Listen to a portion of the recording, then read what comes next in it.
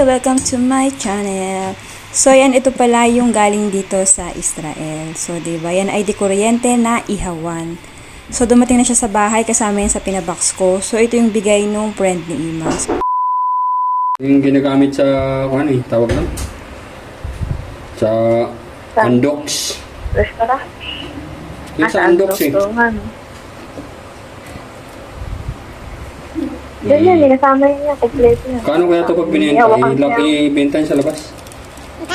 Barbecue. Meron pa nga yung ano, diba? 35. Pinaka yung pang ano din. Ay, lugi tayo, 35.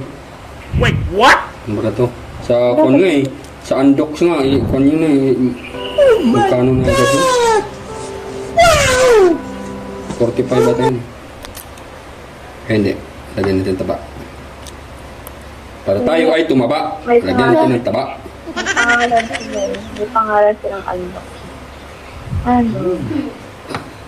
Ayan, Yun delicious. sa'yo. Wait, what? Romeos. Romeos na lang. Romeos. Baka makalimutan mo pangalan ng papa mo, Natalie, pag natikman mo to. Sabihin mo, who is my father?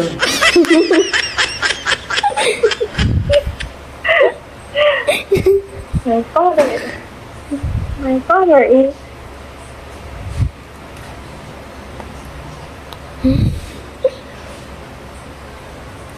Yan, it's the Kala ko baka Ito yun. mapunta baka mapunta ka sa ano.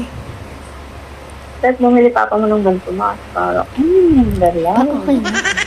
A few moments later. So, yan, nag-start na silang mag-ihaw. O, diba?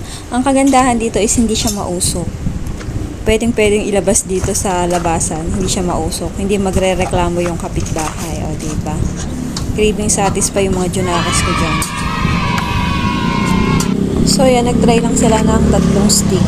Tinry lang nila kung okay. So, gumana naman siya, di kuryente siya. Kaya, tipid sa uling. Tapos, hindi rin siya mausok. Kaya, maganda siyang gamitin. O, diba?